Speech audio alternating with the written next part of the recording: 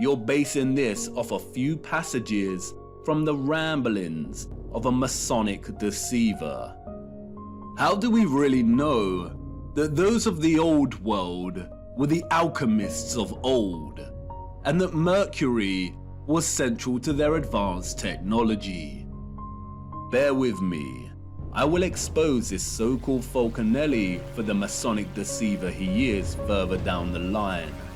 But, like I said before, there are many half-truths here that we can extract, and you must ask, why this cryptic text about the mystery of the cathedrals focuses primarily on explaining the structures and their symbolism in alchemical terms.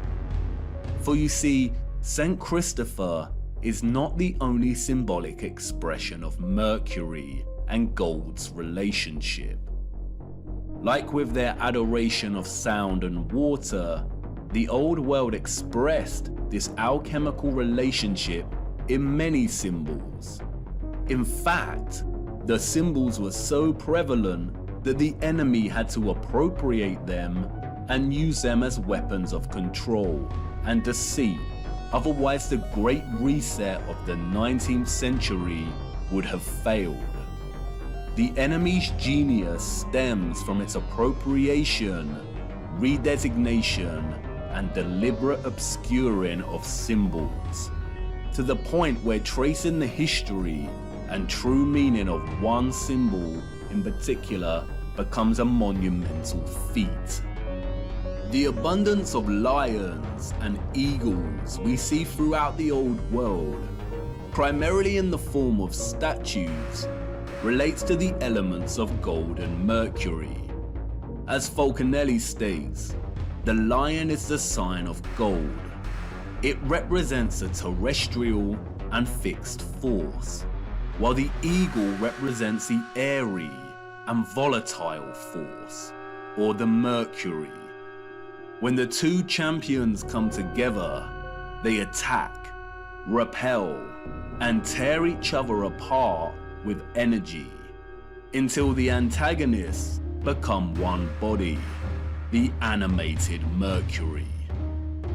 The fusion of the fixed gold and the volatile Mercury create the griffin, in which the lion, or the gold, represented the fixed, basic part of the compound, which in contact with the adverse volatility loses the best part of itself, the part that has characterized its shape, that is, in hieroglyphic language, the head. And like the lion and eagle, we see the griffin everywhere in the old world.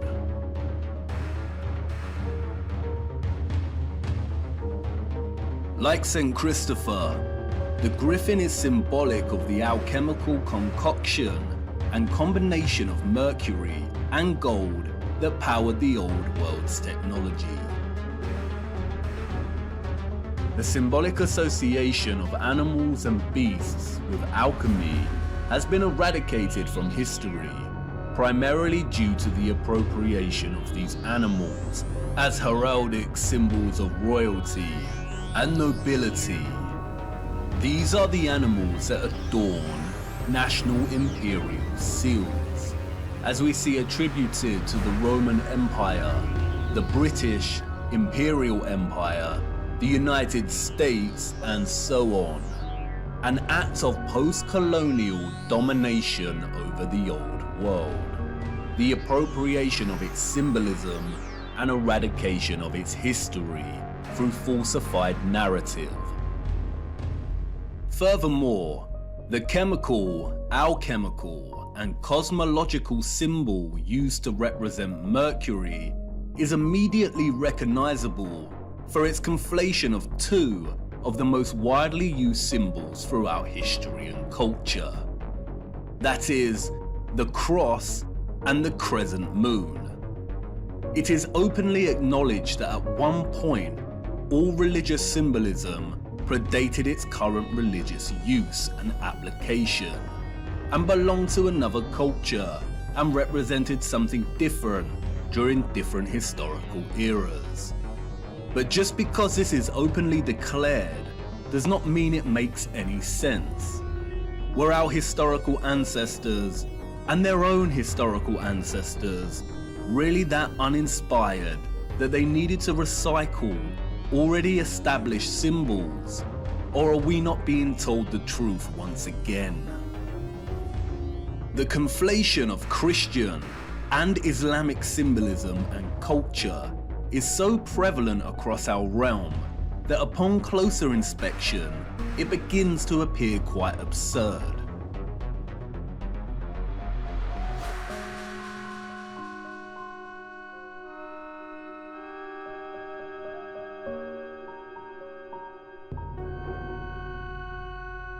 If we are to believe the official historical narrative, that is. If we believe the narrative of the Crusades and Ottoman Habsburg Wars, of the continual warring between West and East, then the presence of the crescent symbolism displayed on many so-called medieval European coats of arms and crests indeed makes no sense. Perhaps this is just more cultural appropriation, but the narrative becomes very unconvincing when we turn our attention to the structures themselves. Why was the Hagia Sophia Holy Grand Mosque originally constructed as the Church of Hagia Sophia by the so-called Roman Empire? It remained a church, we are told, for almost 1,000 years. Its 4 minarets were constructed after the Ottoman Empire took the region. But look at its original design. It does not resemble a traditional cathedral whatsoever. And we see this over and over again. The Cathedral of Cordoba in Spain, originally erected as a mosque in the 8th century, and then converted to a cathedral in the 13th century. We see right here the conflation of both styles of East and West. Interestingly, the structure also features the red and white striped arches, indicative of power stations that we find throughout so many impossible structures. And even without their unconvincing narratives of structures passing between cultures, we still see the presence of both styles in many structures that do not have this narrative attached to them. St. Mark's Basilica and the Doge's Palace in Venice look extremely Eastern, as does the Brighton Pavilion in England. These structures were impossible for all of those, East and West, in the official narrative, unless they had advanced technology, which the narrative tells us they did not. The official narrative tells us tales of architects being inspired and influenced by the structures of East and West alike. But remember, at the time these structures were built, the people didn't have accessible transportation. Journeying between continents and countries took weeks, and they had no cameras to document the structures in order to be able to replicate them with such accuracy in the first place. Why don't synagogues have their own unique particular style, like mosques and cathedrals? We see this fusion of architectural style everywhere. We see water pumping stations that resemble cathedrals. We see water towers that resemble castle turrets. We see cathedrals that also resemble official government buildings. All these structures belong to one whole, unified civilization. That's why we find so many ruined cathedrals in the Middle East. They were destroyed and ruined during the Great Reset and after to solidify the falsified narrative. That's why we see the crescent moon in old 19th century photographs in areas it should not be. This is Brazil. Look closer. Even today, Brazil's Muslim population comprises a total of 1% of the country. So why is this crescent present at the top of one of these antennas in the 19th century? Why is it present in San Francisco in 1905? Why do we see many structural antennas composed of both the cross and crescent moon? In many of the old photographs, we see many structures without any religious symbolism, but just standard antennas. And what about all the unusual antennas we see? Many of the antennas functioned as symmetrical instruments to enhance ether extraction and to transmit energy to other antennas. They were never signs of different religious factions in the old world. They were most likely later designated these meanings to fracture the unification of the old world and its understanding of God. Even the mainstream narrative admits that it was not until the 19th century that the crescent moon even became associated with the Ottoman Empire, and it wasn't until 1950 that the symbol became the emblem of Islam. The symbols of the crescent and cross are much more complex than most realize. In the context of the antennas, they are likely a symbolic homage to the alchemical mercury that made them function in the first place. But the crescent and cross also have broader implications that are related to the holy, energetic and ethereal workings of our realm. We will be returning to these symbols later. This is not meant to discredit the meaning of these symbols today. Symbols evolve over time, but this evolution was carefully orchestrated by our controllers. It is also not to discredit God, and this point is crucial. I understand that much of this may trigger some people, but it is imperative to understand that religion, in an institutional sense, was created by our controllers as a means of control. Many religious organizations today are corrupt and use religion as a front when their true allegiance lies with the psychopathic controllers of our realm. Religion was an essential tool of deception to justify the old world's infrastructure. Religion is not synonymous with an understanding of God, faith, and prayer. No, and this is crucial, and you will see why later in our journey. And in many a sense, this is what Christ tried to teach people, to see through the deception and manipulation. There are a handful of texts that are so important that the enemy has been desperately trying to steer people away from them in recent times. And you will see why this is of utmost importance later in our journey. Stay with me, the best is yet to come. And it doesn't end there. The basis for the alchemical symbol of Mercury, we are told, was a caduceus. And we see the caduceus throughout the remains of the old world.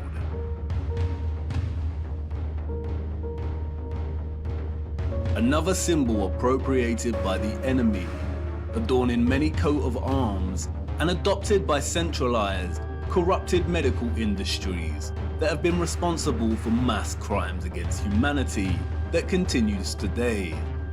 It is not a coincidence that the same mercury that the symbol represented is injected into humans via vaccines to disrupt their entire methylation cycle, resulting in widespread autism and a whole host of neurological and metabolic disorders.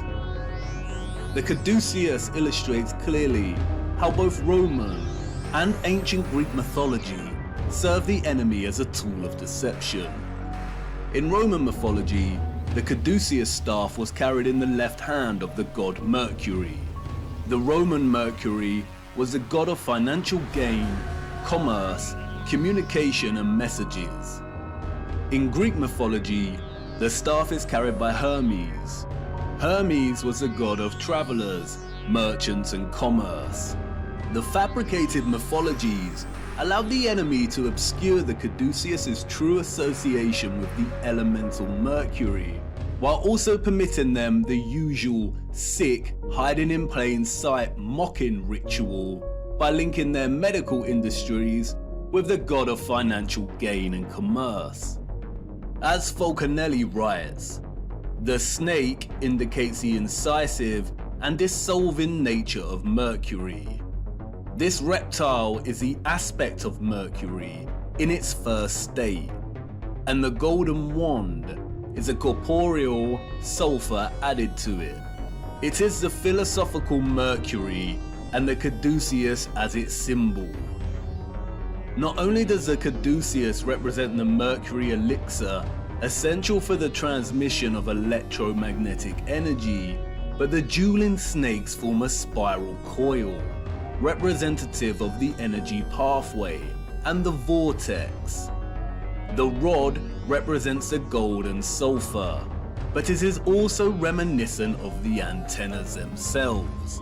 And just as the mythologies hide in plain sight, the wings here represent the connection, the communication, the messages, the signals between antennas in the electromagnetic grid, and also the connection between the antennas and the ether itself. After all, the Roman god Mercury was known as the messenger of the gods. And it's hiding in plain sight throughout alchemical art and illustration. We see the eagle and the lion, we see the caduceus, and we see similar geometries and objects that adorn the top of the old world structures. And yet it is still difficult to imagine the energy grid. And even more difficult to imagine is the level of labour required to remove all the engines and vessels, to destroy and hide enough of the old world, and to begin rewriting history in order for the Great Reset to have been a success. What we are seeing in the 19th and early 20th century is the final stages of the reset. There was a transitory period, and like any transition phase, the period still utilized some of the old world's technology that it was trying to phase out. And like I said, the enemy is lazy. They really should have done away with these photographs and footage. Look.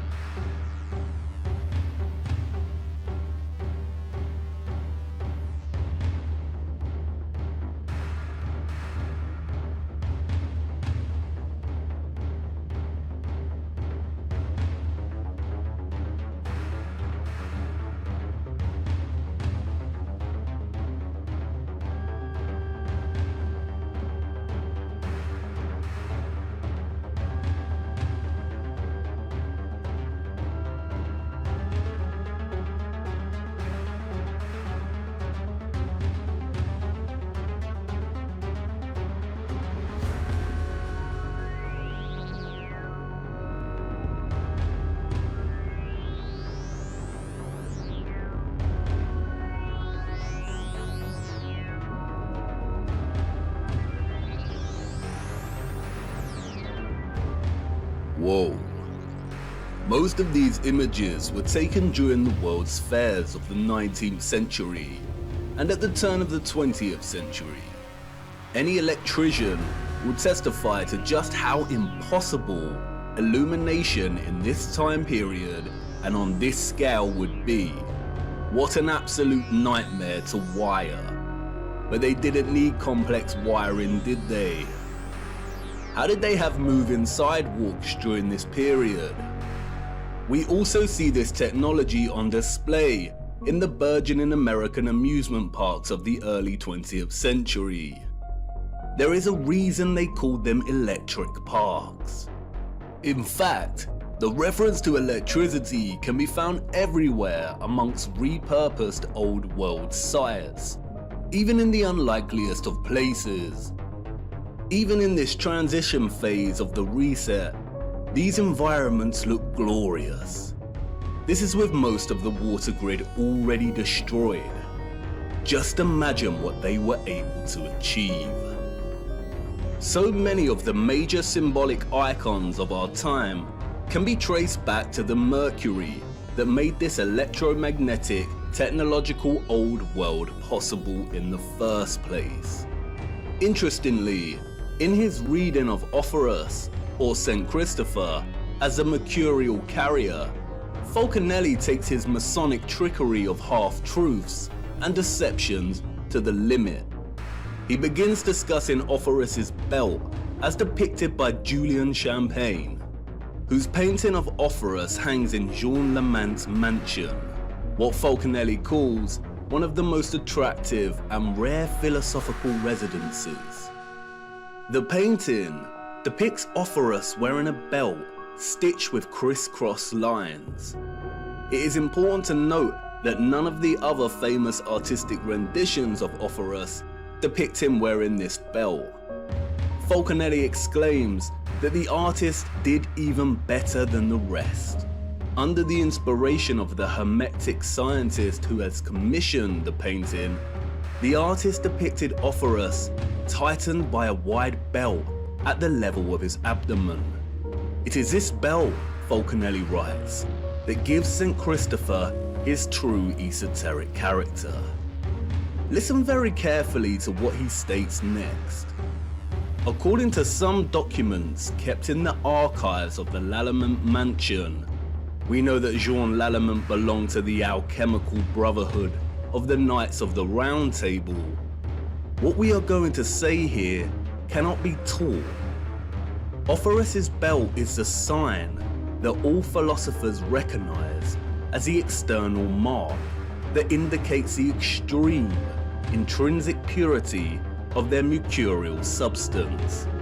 It is a sign that the old authors called the Seal of Hermes, the Star of the Magi, the Bear Cub, the constellation in which the pole star is found. Comparing Ophorus's belt and the Bear constellation by the pole star, or what is known as Ursa Major, or the Big Dipper, at first provides no insight as to what Falconelli is referring to. Is this just a rambling of an insane cryptic mason, or are we missing something? But if you begin to trace the pattern on the belt, then another hidden and familiar pattern begins to emerge within the pattern itself. When documented throughout the year, at each season, the Big Dipper constellation also forms this pattern, the symbol of the swastika. A now infamous symbol of evil. What many do not know is that according to the official narrative, the swastika was one of the most widely used symbols throughout history and different cultures. It is an important symbol in Asian countries, representing Hinduism, Jainism, and Buddhism. It was used by the so-called ancient Greeks and Romans, the Druids, the Celts, Native Americans, early Christians, and so on. We see it in mosaics, rock churches, bracelets, rose windows, crosses, pottery, clothing, and flags. We see it everywhere throughout time and culture.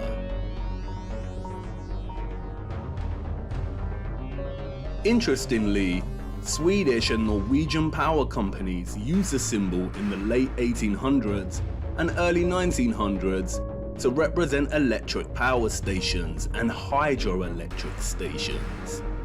This connection cannot be purely coincidental. The task of erasing memory and history is not an easy feat. It takes time. Out of all the symbols, this is the one that the enemy had to corrupt and dilute the most by appropriation. Not just because of its now lost association with electromagnetism, but because, as Falconelli let slip, its original association with Mercury's involvement in the old world's power grid. Like the caduceus's spiraling snakes, it depicts a vortex that Mercury produces in the presence of electromagnetism.